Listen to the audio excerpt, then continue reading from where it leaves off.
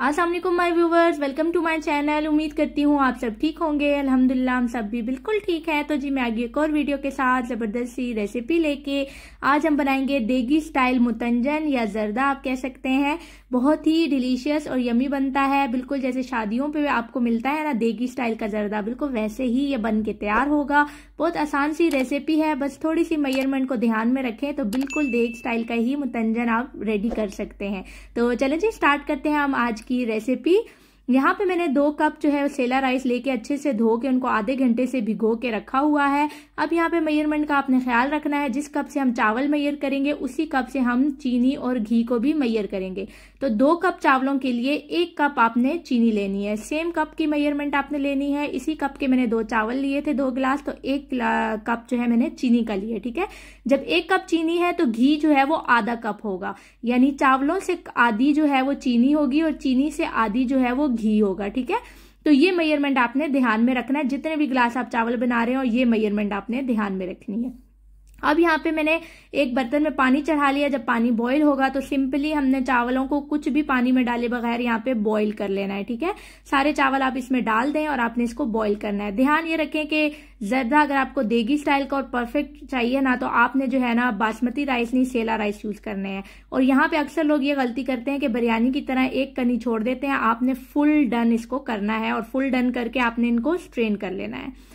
यहाँ पे अब हम पहले ड्राई फ्रूट्स को फ्राई कर लेते हैं। उसके लिए 2 टेबलस्पून मैंने घी लिया है, ये सेपरेट है। ठीक है, जो हाफ कप हमने मेजर किया हुआ है वो अलग है। 2 चम्मच यहाँ पे घी के लेके यहाँ पे मैंने छिले हुए बादाम जो है वो ले लिए। मेरे पास ऑलरेडी रोस्टेड बादाम है। अगर आपके पास जो है वो रोस्टेड ना हो तो आपने अच्छे से यहाँ पे फ्राई करने हैं। मैं थोड़ा सा इनको घी में चला दूंगी ताकि घी का अच्छा सा जायका इनमें आ जाए। उसके बाद आधा कप यहाँ पे मैं मेवे के डाल दूंगी। ठीक है, मेवे को धो के मैंने भिगो के रखा हुआ था, पानी निकाल के अब मैं इनको फ्राई कर दूंगी।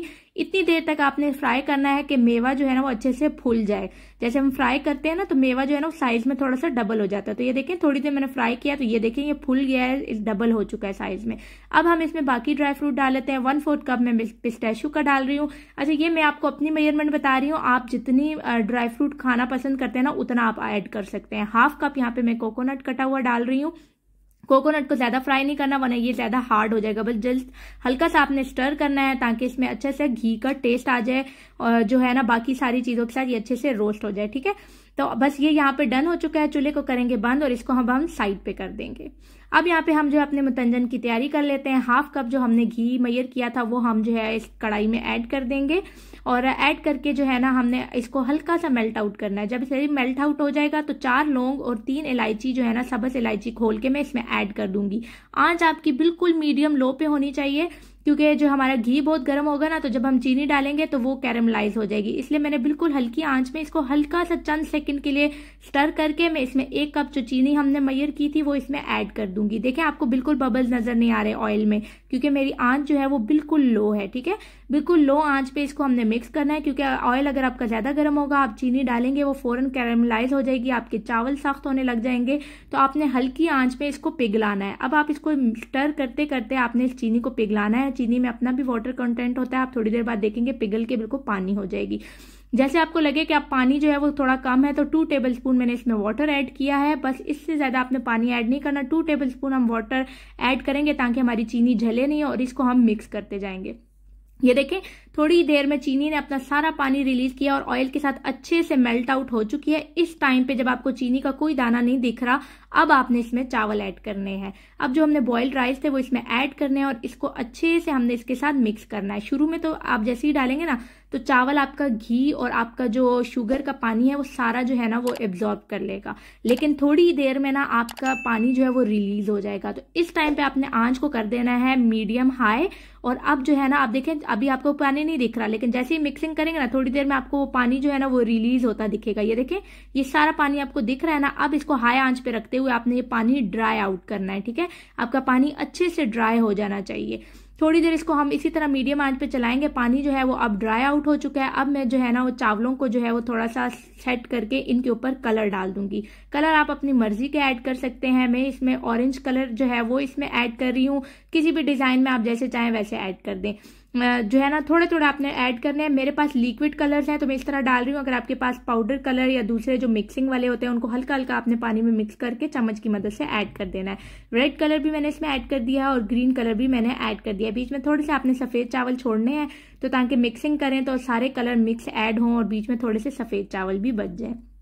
कलर डालने के बाद अब जो श्रेडेड कोकोनट है 2 टेबलस्पून में उसके ऐड कर रही हूँ इसके ऊपर। जो हमने नट्स फ्राई किए थे वो इसमें हम ऐड कर देंगे ऊपर से। और नट्स की क्वांटिटी आप अपने हिसाब से रख सकते हैं जैसे आप चाहें। मुझे ये क्वांटिटी परफेक्ट लगती है 2 कप के लिए।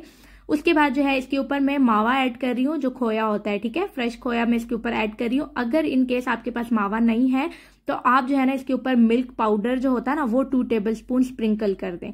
वो आपको बहुत हद तक मावे के करीब तक का आपको टेस्ट देगा, ठीक है। जस्ट कच्चा आपने वो लेना है पाउडर, उसको ऊपर से आपने स्प्रिंकल कर देना है 2 टेबलस्पून। और जो मेन चीज जो है, जो हमारे जर्दे की जान होती है, वो है 2 टीस्पून हम इसमें केवड़ा एसेंस का डालेंगे। इसके बगैर अगर आप मुतंजन या जर्दा बना रहे हैं ना तो फिर आप ना ही बनाएं, क्योंकि फिर ना वो खुशबू आएगी और ना आपको जायका आएगा। ये मेन जान है इसकी। बस अब मैंने फॉइल लगा दिया और इसको दम पे तकरीबन 10 से 15 मिनट के लिए छोड़ दिया है। तो जी 10 से 15 मिनट गुजर गए हैं। यहाँ पे हम अपना दम खोल लेते हैं। माशाल्लाह जबरदस्त सी खुशबू आ रही है और जबरदस्त सा हमारा जो मुतंजन है वो बन के रेडी हो चुका है। इसको जो है अब हम मिक्सिंग करेंगे। तो आप मिक्सिंग करते हुए देखें कितने जबरदस्त और कलरफुल सा लग रहा है। ये चेक करें, बहुत ही बेहतरीन किस्म का तैयार हुआ है। इस रेसिपी से ना आपके चावल अकड़ेंगे ना सख्त होंगे। आपने बस ये ध्यान करना है जब आप बॉईल कर रहे हो तो वो फुल डन होने चाहिए। अक्सर लोग बिरयानी की तरह एक कनी उसमें कच्चा छोड़ देते हैं, जिसकी वजह से बाद में फिर वो कहते हैं अब चावल हमारे सख्त हो गए। और चीनी जब आप डालें तब भी बिल्कुल ऑयल आपका मीडियम आंच पे बिल्कुल हल्का हुआ हो उसमें चीनी डालें, वरना फौरन सख्त होगी चीनी और आपके चावलों को वो सख्त करेगी। और तीसरी चीज ये कि जब चीनी बिल्कुल मेल्ट हो जाएगी तब आपने चावल ऐड करने हैं। बीच में अगर थोड़ी भी चीनी बची होगी तो वो भी आपके चावल को सख्त कर देगी। सेम मेजरमेंट यूज करते हुए अगर आप चावल बनाएंगे ना तो बेहतरीन आपका देगी जर्दा बनेगा। ना वो ड्राई होंगे, ना ज्यादा ऑयली होंगे और ना ही वो सख्त होंगे। तो ये देखें माशाल्लाह से फाइनल लुक। मैंने ऊपर से थोड़ा सा खोया डाला है और थोड़ा सा जो है ना ये गुलाब जामुन जो है वो ऊपर सर्विंग में डाले हैं। आपके पास रसगुल्ला है, चमचम है, जोन सी है भी मिठाई आप इसके ऊपर रख सकते हैं। गुलाब जामुन भी मैंने घर में ही तैयार की हैं। पिछली वीडियो में मैंने आपको रेसिपी दे दी है, अगर आप चाहें तो आप इसको बना के वो भी यूज कर सकते हैं घर के बने हुए। तो ये देखिए माशाल्लाह से कितना जबरदस्त लुक आया है, कितने खिले खिले से और निखरे से हमारे चावल बन के तैयार हुए हैं। तो आप ये रेसिपी जरूर ट्राई कीजिएगा और मुझे फीडबैक जरूर दीजिएगा कि आपका जर्दा या मुतंजन कैसे बना। तो ये देखें यहाँ पे ट्राई भी कर लेते हैं। ये चेक करें कितना कलरफुल लग रहे हैं और कितने खूबसूरत रंग लग रहे हैं। आपके बच्चे भी कलरफुल होने की वजह से ना इन राइस को बड़े शौक से खाएंगे, क्योंकि मीठा तो वैसे ही पसंद है और लेकिन कलर उनको ज्यादा अट्रैक्ट करेगा तो वो ज्यादा शौक से खाएंगे। तो ये थी मेरी आज की रेसिपी। उम्मीद करती हूँ आपको पसंद आई होगी। अगर पसंद आए तो जरूर लाइक, शेयर और सब्सक्राइब कीजिएगा और बेल के आइकन को प्रेस करना ना भूलिएगा ताकि मेरी हर आने वाली वीडियो आप तक पहुंचती रहे। मिलती हूँ एक और नई वीडियो के साथ, तब तक के लिए अपना ख्याल रखिएगा। अल्लाह हाफिज।